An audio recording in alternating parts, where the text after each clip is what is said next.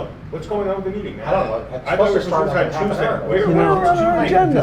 Any documentation? I don't understand. Look, Allison's on the phone.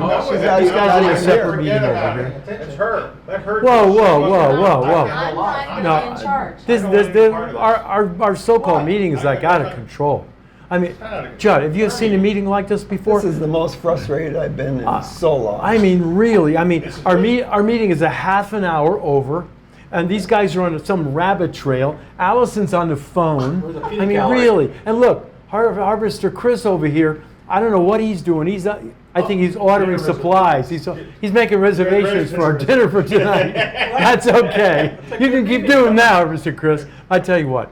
I think we should really seriously sit down and show the folks how they can really have a better meeting. What do you think? Let's do it, Ed. Okay, that's a deal. Deal.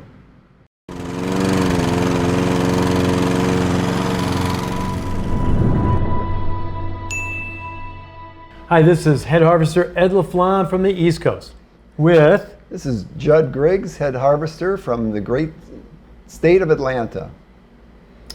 I thought it was Wisconsin. Originally from Wisconsin. Ah, okay, great. That's great. Today we're talking about meetings, how to have better meetings, right? Meetings have been the bane of my existence throughout my whole career. Is that because the folks at your meetings complain so much? No, I complain about meetings. Oh, okay. Meetings that seldom start on time.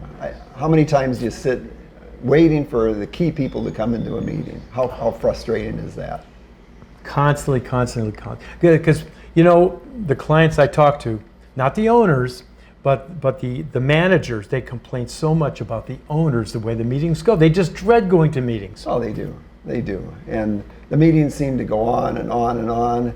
And the only decisions that are made is when the next meeting is going to be held. So frustrating. Yeah, it is. So what would you say makes a great meeting? Well, what I like to see is have an agenda in advance. Mm-hmm. Ask for agenda items from all the key people that are going to be attending that meeting. Ask for an agenda item in advance. Mm-hmm. But so if, like some companies, what they do, and I go along with this, I think it works, is that they quickly review the agenda before they start, and they ask, is there anything else we need to add? Would you agree with that? I definitely would. Yeah. And what I do is I even send the agenda item, the whole agenda for the meeting out in advance, one day in advance. So They have a chance to look at it, be prepared for the meeting, have their notes ready. Mm-hmm. Interesting. Did you have any unique ideas to make better meetings so that our viewers can try to use that in their own companies? Well, what I really like to have is have a timekeeper set up at the meeting. So every agenda item should have a time limit. Mm-hmm. And so you have a timekeeper, and then you have to have a facilitator. And it doesn't have to be the big boss. Have a facilitator that will cut people off and say, no, this item is done. We can reconvene at a later time.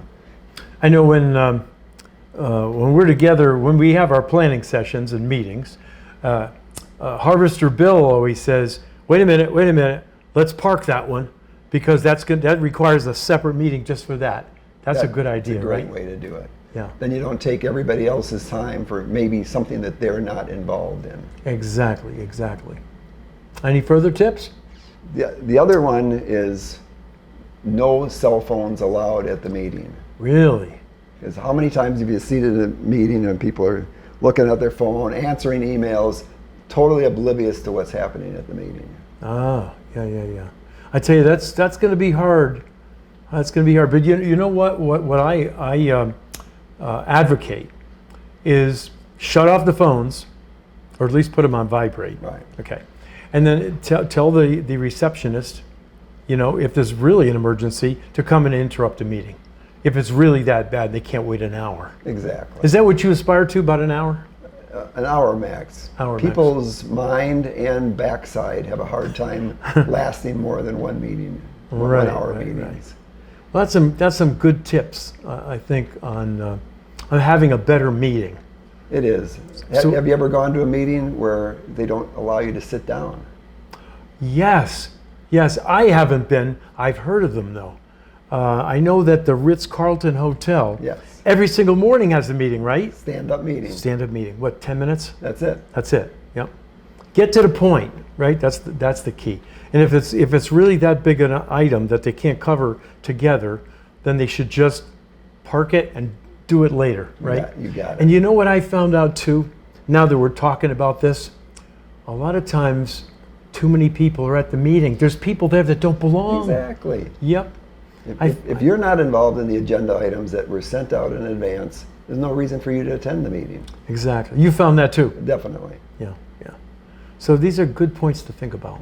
Yeah, I think if we think of that and implement some of these ideas, your staff is going to be more prone to coming to meetings and they'll be far more productive. Awesome. Well, there you have it. Some really good tips on having a better meeting. And I know it is common to have complaints about it.